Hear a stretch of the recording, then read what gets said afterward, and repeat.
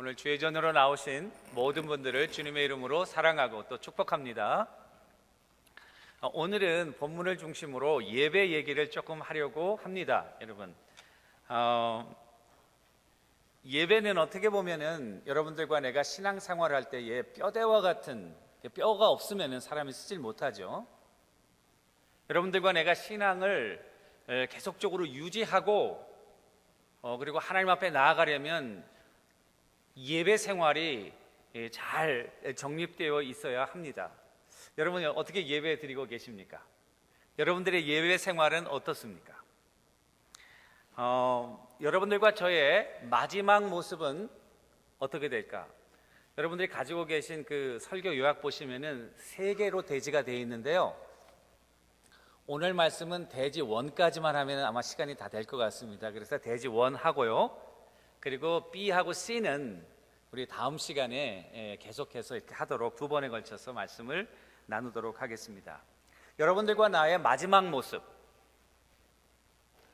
성경에 보니까 여러분들과 저의 마지막 모습이 되어 있는데, 마지막 모습은 예배자로 여러분들과 제가 하나님 앞에 서 있습니다.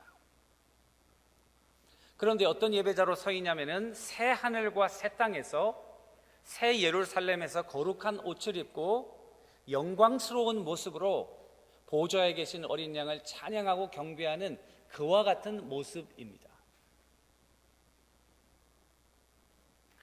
그런데 이 마지막 모습은 어떻게 보면 창세기 1장과 2장에 나와 있는 하나님이 인간을 처음 만드시고 그들을 에덴 동산에 놓으셨던, 그리고 그 의도하셨던 바로 그 모습이었습니다. 하나님과 거기 없이 대화하고 교제하고 말씀하고 나누는 그와 같은 모습. 그렇지만은 창세기 3장 이후로 죄로 말미암아 하나님과의 관계가 단절되었어요. 중간에 많은 성경의 이야기가 나옵니다. 역사서도 나오고 또 시가서도 나오고 예언서도 나오고 복음서도 나오고 서신서도 나오고 다 나옵니다. 계시록도 나옵니다. 그 모든 이야기, 창세기 3장부터 21장까지 이야기는 끊어졌던 하나님과의 그런 교제를 연결함으로 하나님의 백성들이 원래 하나님이 의도하시고 플랜하셨던 예배자로 다시 쓰도록. 그런데 그 예배의 목적은 뭐냐면 하나님과 아주 깊은 펠로십입니다. 우리가 예배 드릴 때 하나님과의 깊은 교제가 이루어진다 그 말입니다. 그 모습을 성경의 계시록에 보면 결혼에 비유했습니다. 어린 양의 혼인잔치라고 비유했습니다. 여러분, 결혼이라는 것은 무엇입니까? 서로 다르던 한 남녀가 만나서 서로를 이해해가면서 인간이 나누고 쉐어할 수 있는 가장 깊은 교제를 나누는 관계는 결혼의 관계입니다. 주님께서 신랑이 되어주시고 우리가 거룩한 신부가 된다는 것은 무슨 의미입니까? 천국에는 시집가고 장가가는 것이 없다고 했는데, 결혼의 이미지로 천국을 표현한 하나님의 그 말씀의 의도는 무엇입니까? 그것은 바로 인티메트한 펠로십입니다. 하나님과 인간 사이에 격이 없는 교제, 남편이 아내를 알고 아내가 남편을 알듯이 하나님이 우리를 알고 우리가 하나님을 알고, 성경에 보니까 내가 너희들의 하나님이 되고 그들은 나의 백성이 되리라. 그래서 그들의 눈에서 눈물을 씻겨주고 그들의 고통을 없애주고 그들에게 참 쉼과 안식을 주리라. 그리스도 안에서 하나님과의 교제로 말미암아 우리에게 진정한 rest, 진정한 쉼이 있다 그 말이에요. 좋은 교제를 나누게 되면 여러분들의 마음이 평안하고 기쁨으로 넘칩니다. 진정한 회복과 치유의 역사는 교제에서 일어나는 것입니다. 예배의 목적, 예배자의 목적, 하나님의 임재 앞에 서므로 말미암아 병들고 시들었던 우리의 영혼이 주님 앞에 소성됨으로 원래 하나님이 우리에게 의도하셨던 그런 인간의 기쁨과 감격을 회복하도록 하나님이 우리에게 예배자로 서도록 그렇게 하신 것입니다. 어떤 사람들은 왜 하나님께서 그러면 우리의 예배를 꼭 받아야만 하나? 왜 우리 보고 안식일을 구약에 보니까 출애굽기 같은 경우는 안식일을 꼭 지켜라 이렇게 명령하시나,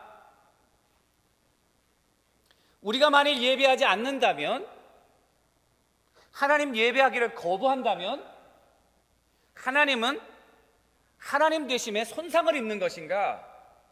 여러분 어떻게 생각하십니까? 하나님께서 여러분들을 부르셔서 주님 앞에 보이라 하신 것은 하나님이 하나님 되심의 그런 부족함을 채우기 위해서 그렇습니까? 절대로 그렇지 않습니다. 하나님은요, 엄격한 의미에서 여러분들과 나의 예배가 필요 없습니다. 하나님은 하나님 자체로서 완벽하고 완전하시고 영원하시고 전능하신 하나님이십니다. 성삼위 하나님의 놀라운 교제 가운데 자족하시고 영원히 계시는 능력의 하나님이세요. 우리의 예배가 technically, theologically, it is not needed. 하나님이 하나님 되시는데 그 필요 없어요. 우리가 어떻게 예배든지 하나님이 하나님 되시는 지장이 없다 그 말이에요.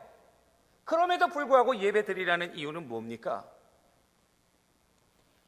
성경에서 우리에게 명령하시는 건 우리가 잘 알아야 됩니다.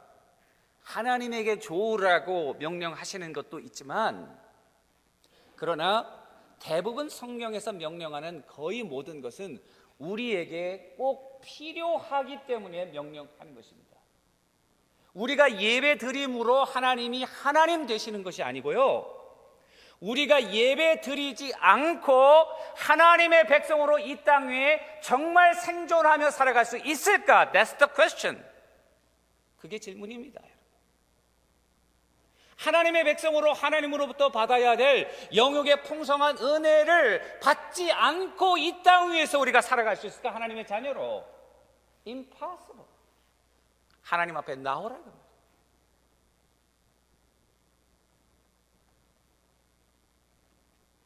예배는 그런 의미에서 교제이고, 교제를 통해서 막혔던 하나님과의 우리의 관계가 뚫리는 것입니다. 여러분, 우리가 몸에 가끔 병이 나죠? 병이 나는 이유는 뭡니까? 자꾸만 막혀. 뚫려야 되는데 막히는 거죠. 뚫리면서 생기가 흘러가고 생명력이 흘러가고 신진대사가 이루어지고 그러면서 건강해지는 것인데, 죄로 인하여 막힌 인간이 하나님 앞에 나갈 방법이 없으니까요, 예배를 통해서 그 방법을 뚫어주시고 시들었던 우리의 영혼을 새롭게 하시기 위해서 주님이 여러분들과 나를 주님 앞으로 초대하고 있는 것을 믿으시기를 주님의 이름으로 간절히 축원합니다. 여러분, 예배에 기쁨과 감격이 있습니까? 아침에 이렇게 여러분들 얼굴 보시면요, 정말 세상이 얼마나 힘든가를 뉴스를 안 봐도 다 알 것 같아요. 모든 인생의 고난을 혼자 지고 가시고는 어린 양처럼 말이죠. 얼굴만 착 보면은요, 막 그게 느껴와요. 그냥 뼛속 깊이 느껴와요. 왜 저러실까? 단 이셀리어라고 하는 신학자가 책을 하나 썼습니다. Worship as Theology. 신학으로서의 예배. 거기에서 현대 교인들이 예배를 얼마나 그런 습관적으로 건성으로 드리고 있는가를 아주 신랄하게 지적했어요. 너무 신랄하게 지적해서 인용 안 하려다가 제가 합니다. 여러분, 한번 들어보세요. 그대로 번역했어요. 제가, 나는 카타콤을 떠나서 충분히 모든 상황을 알고 느끼는 그리스도인을 발견하지 못한다. 그들이 맹목적으로 기원하고 있는 것이 어떠한 능력인지 어렴풋이나마 알고 있는 사람이 혹시 있을까? 혹은 내가 의심하듯이 그들의 말들 중에 한 단어라도 정말로 믿고 있는 사람이 있는가? 교회들은 마치 일요일 아침을 죽이기 위해서 영어 표현에 killing Sunday morning, killing the time, 시간을 죽이기 위해서 마룻바닥에서 TNT 가루를 섞으면서 화학셋을 가지고 놀고 있는 어린 아이들과 같다. 그 말은 무엇입니까? 여러분, 어린 아이들 화학셋에게 TNT를 잘못 맞으면 폭발해가지고 온 건물이 다 파괴되는 그런 놀라운 아주 어메이징한 파워풀한 능력을 가진 예배인데, 그 능력을 모르고 막 장난하고 놀고 있는 거예요.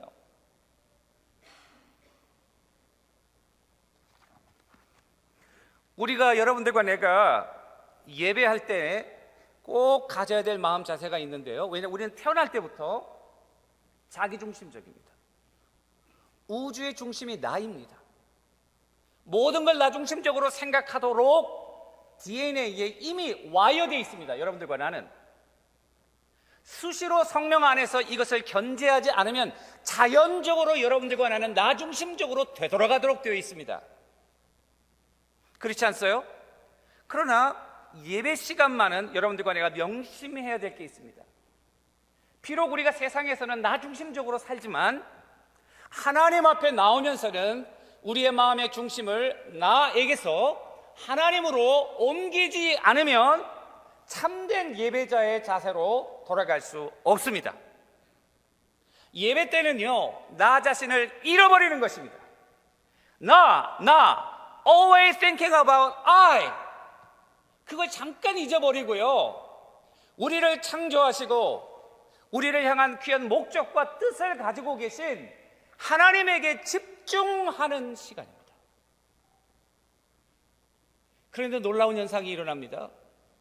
나로 집중했을 때는 늘 부족한 것만 느껴지고 더 갖고 싶고 더 원하고, 그러나 갑자기 나를 잠시라도 잊어버리고 하나님께 집중하면서 하나님의 뜻을 구하고, 그러면서 나보다 연약한 자들에게 관심을 갖는 순간 우리들의 모든 필요가 다 이미 해결되었다는 사실입니다. 할렐루야.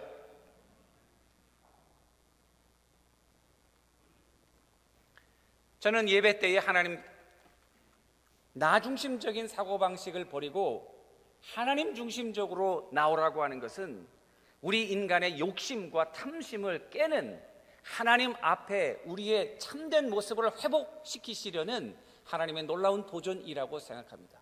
그래서 결론적으로 여러분들이 아셔야 됩니다. 예배 드리러 나올 때 What can I get out of it? 거기서부터 내가 뭘 얻을까? 물론 굉장히 중요한 질문이죠. 하나님으로부터 내가 무엇을 얻어낼까?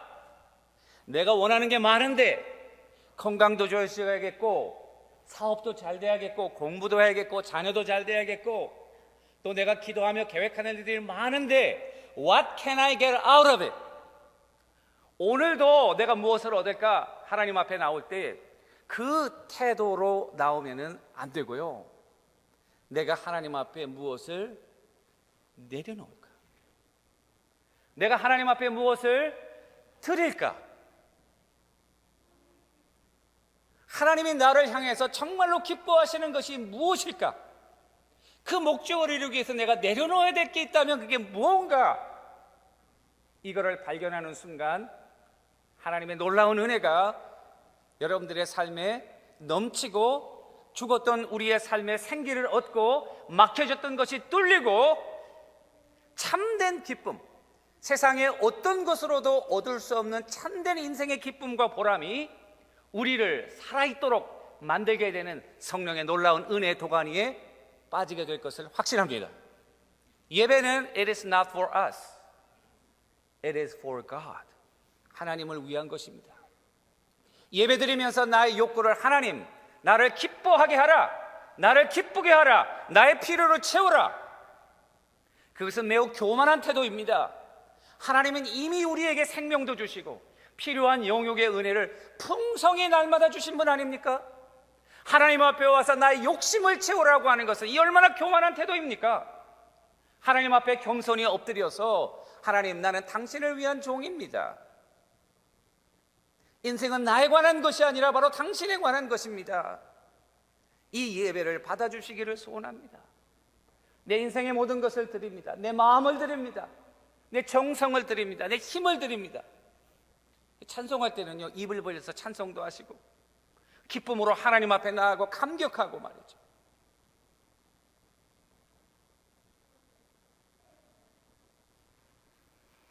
자, 예배란 무엇입니까? 그러면 What is worship?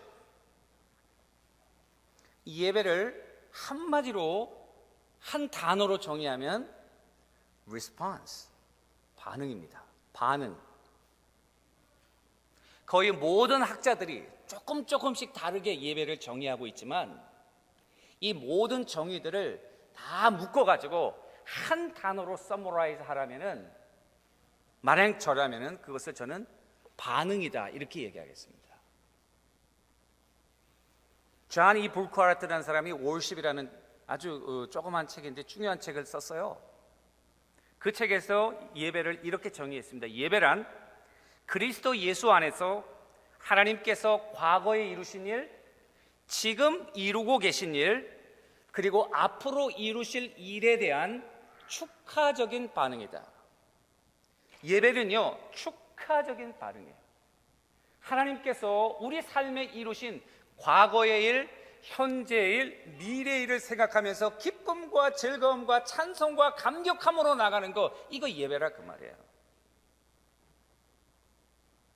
또 J.D. 크리톤이라고 하는 사람도 Study of Liturgy라고 하는 책을 썼는데 거기에서 뭐라고 하면 기독교의 예배는 반응의 차원에서 in terms of response is best can be discussed.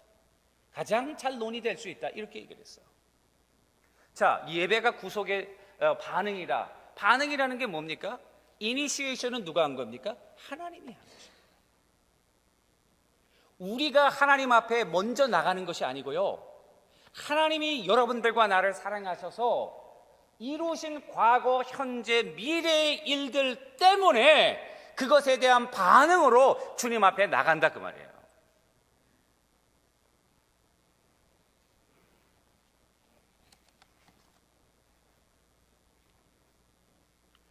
창세기부터 요한계시록까지 보면은 하나님께서 인간들에게 먼저 찾아가셔서 그 구원의 역사를 이루시는 구속사입니다.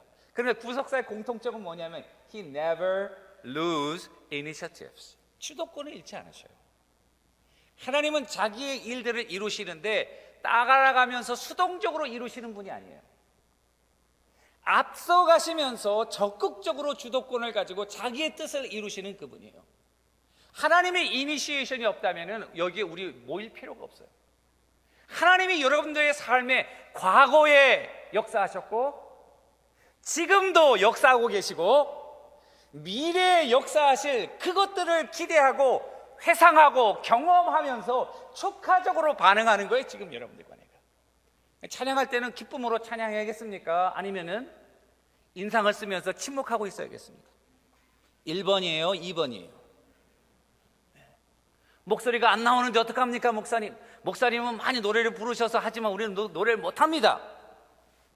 여러분, 노래 못하시는 분들에게 노래하는 방법을, 비법을 가르쳐드리겠습니다. 이건 제 비법이 아니고 루치아노 파바로티가 성악 잘하는 그 학생이 말이죠, 우리 솔리스트들처럼 말이죠, 물어봤어요. 아침에는 노래가 초대때 안 나오는데 고음을 올리고 하려면 어떻게 해야 됩니까? 루치아노 파바로티가 명답을 얘기했어요. 소리가 안 나올 때는 소리를 질러라. Scream. 주님을 찬양할 때는요, 우리 소리가 안 나오면 어떡합니까? 소리를 지르는 것입니다. 여기에 힘줄도 좀 나오고요, 찬양할 때는 말이죠. 자, 거기 하나님의 그 구원의 이니셔티브는 에덴 동산에서부터 시작됩니다. 하나님처럼 되겠다고 아담과 하와가 선악과를 따먹은 거예요. 하나님이 그들을 너무너무 사랑하시고 자기 형상으로 재으시고 모든 만물의 하나님처럼 만물의 영장으로, 크라운으로 인간을 세우시지 않았습니까? 그것도 못마땅해서 하나님 되겠다고 범죄한 거예요. 범죄한 인간이 어땠습니까? 수치심을 느끼게 됐어요. 부끄러워. 하나님 앞에 떳떳하고 하나님 앞에 당당했던 인간이 갑자기 하나님 앞에 수치심을, 자기가 부끄럽다는 것을 느끼기 시작하면서 두려움 속에서 동산나무 속에 숨었어. 동산나무 속에 숨은 그와 같은 인생들을 향하여 하나님 뭐라 찾아가시면서 Where are you, 아담? 너 어디 있느냐? 하나님이 그 숲속에 숨은 걸 몰라서 어디 있냐 아담아 그랬을까요? 그 말은 내가 왜 하나님 앞에 있어야지, 하나님 앞에 기쁘게 즐겁고 뛰놀아야지. 두려워하고 수치심 속에 나무 속에 숨어 있느냐? 그곳은 내가 있어야 할 곳이 아니지 않느냐? 그 말 아니겠습니까? 자기 동생을 죽인 가인에게 내 아우가 어디 있느냐? 내가 아우를 지키는 자입니까? 가인의 대답입니다. 하나님이 이걸 모르시겠으면 내 아우의 핏소리가 땅에서부터 내게 부르짖는다. 하나님께서는 타락한 인류, 하나님의 임재 앞에서 살아야 되는 인간이 하나님의 임재를 버리고 숨어있는 그와 같은 인생들에게 찾아가셔서 Where are you? 너 지금 어디 있느냐? 우리 집에 카톡 저도 하거든요. 우리 가족들하고 그룹으로 6명 돼 있습니다. 근데 우리 가족들 카톡을 제가 다 분석해 보니까 제일 많이 쓰는 단어가 뭔지 알아요? Where are you? 저는 폴한테 할 말이 2말밖에 없어요. Where are you? When are you coming home? 그래서 이거 2개를 이렇게 계속 카피해가지고 쓰고 뭐 다시 칠 필요가 없어요. 그 전에 했던 게 보니까 Where are you예요. 요번에 할 말이 또 Where are you예요. I think it's a language of love.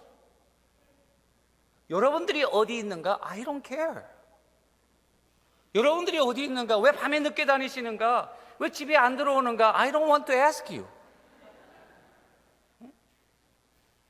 그렇지만 우리 폴이 어디 있는가? 왜 안 들어오는가? 됐어. 지극히 나의 관심사예요. Where are you? 너 지금 어디 있냐? 사랑의 언어겠죠?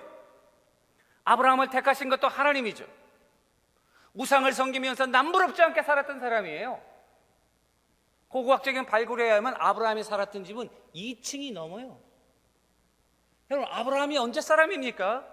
기원전 5,000년, 6,000년 전 사람인데요. 벌써 2층, 3층 집에서 살았다는 것은 굉장히 부하게 잘 살았다는 거예요. 그렇게 풍족하게 살았던 사람을 하나님께서 왜 부르셨습니까? 그리고 왜 고생길로 집어넣으셨습니까? 하나님이요, 그를 떠낸 거예요. 하나님의 목적과 하나님의 뜻을 이루시기 위해서 언약을 맺으시고 하나님의 큰 구원의 역사, 죄로 말미암아 단절된 하나님의 일들을 이루시기 위해서 그를 따로 부르신 거야. 부르신 것도 하나님이에요. 그를 지키신 것도 하나님이시고 믿음의 아버지로 훈련시키신 것도 하나님이시고 모든 것을 이끌으신 분은 하나님이에요.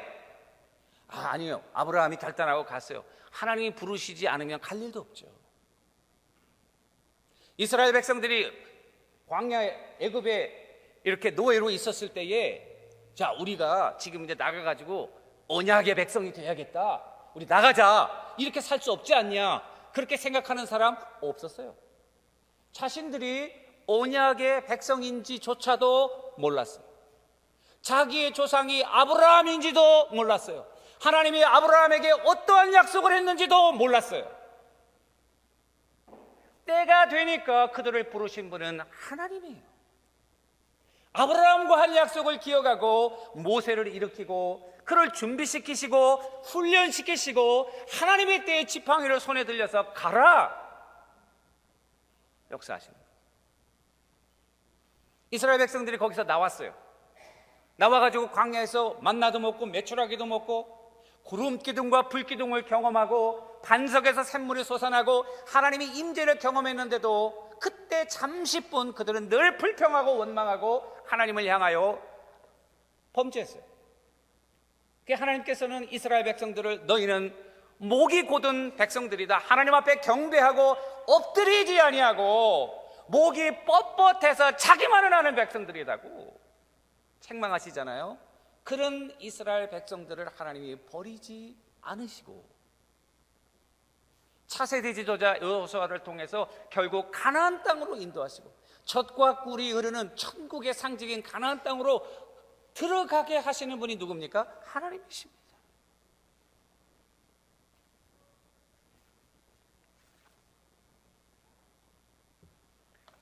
우리가 하나님 앞에 경배하는 이유는 하나님께서 여러분들과 나를 구원하시기 위하여 오래전부터 약속하신 일들을 주도적으로 이루시고 지금도 이루고 계시고 in the future에 이루실 것이기 때문에 그 하나님의 놀라운 역사에 대해서 축하적으로 반응하라는 것입니다. 여러분들과 내가 하나님 앞에 예배드릴 이유가 무엇입니까? 죄로 말미암아 죽을 수밖에 없었던 여러분들과 나를 하나님이 아시고 오래전에 선택하시고 예정하셔서 하나님의 때 부르시고 연단하시고 거룩하게 하셔서 주님의 자녀 삼으신 이 구원의 은혜야말로 우리가 평생 하나님을 찬양하며 경배해야 되는 유일한 이유이신 것을 믿으시기를 주님의 이름으로 축원합니다. 그 감격과 기쁨으로 하나님 앞에 나가야 되는 거예요, 여러분. 그런데 에베소서 2장 8절과 9절에 보니까 그 구원은 여러분들과 내가 한 것이 아무것도 없습니다. 우리가 구원받은 것은 행위로 구원받은 것이 아니라 by grace through faith, 하나님의 은혜로 믿음을 통해서, 하나님의 은혜로 믿음을 통해서 구원받았다, 그 말이에요. 은혜라고 하는 말은 카리스라는 말인데요, 기프트라는 말이에요. 그래서 뒤에 보면 그것이 하나님의 선물이다 그랬어요. 선물은 내가 한 것에 대한 대가가 아니에요. 하지도 않았는데 주시는 거예요. 구원은요, 여러분들과 내가 얻은 것이 없어. 믿음을 통해서 통로, 믿음은 통로예요. 믿음 때문에 구원받는 게 아니라요, 믿음을 통해서 받는 거예요. 그런데 그 믿음도 하나님의 선물이에요. 구원은 여러분들과 내가 기여한 것이 아무것도 없어요. 아무것도 없기 때문에 그 구원은 살리다는 것입니다. 아무도 흔들 수 없는 것입니다. 왜냐하면 내가 기여한 것이 아무것도 없어요. 내가 노력한 것이 없어요. 내 감정과 내 신앙과 내 노력이 아니에요. 하나님의 선물이에요.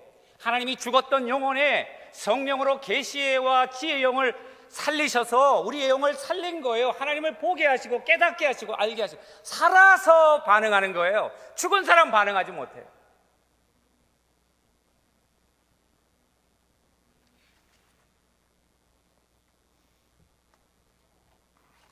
그래서 구원은요, 아무도 흔들 수 없습니다. 여러분들과 내가 이 땅에 하나님의 자녀로 살아가면서 이 구원의 확신을 가지고 이 구원의 기쁨과 감격을 가지고 하나님을 찬양하면서 여러분들이 하는 모든 일은 그것이 예배가 되는 것입니다. 사도 바울은 사랑하는 형제자매들아, 내가 하나님의 모든 자비하심으로 너희를 권하노니 너희 몸은 하나님이 기뻐하시는 거룩한 뭐로 드리라고요? 산 제사로 드리라. 이는 너희의 드릴 영적 예배라. Living sacrifice. 살아있는 예배. 여러분들의 땀과 여러분들의 에너지와 여러분들의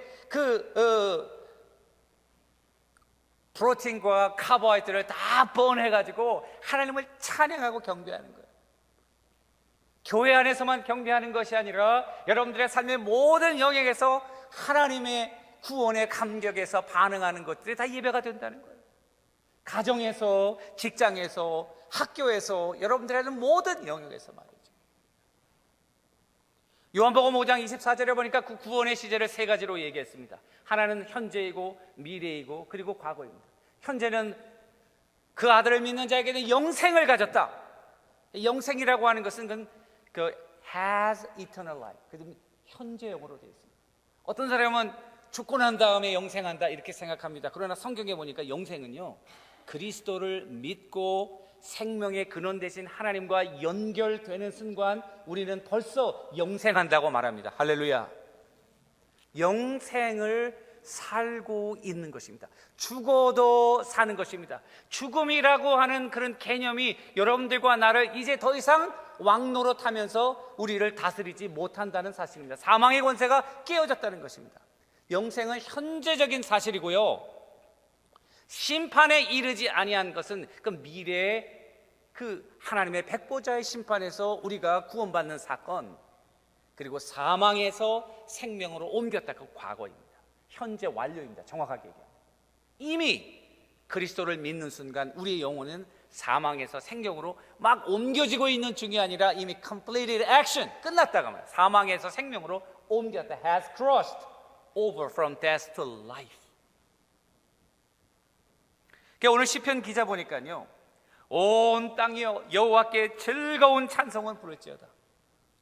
기쁨으로 여호와를 섬기면서 그 노래하면서 그 앞에 나아갈지어다. 여호와가 우리 하나님이신 줄 너희는 알지어다.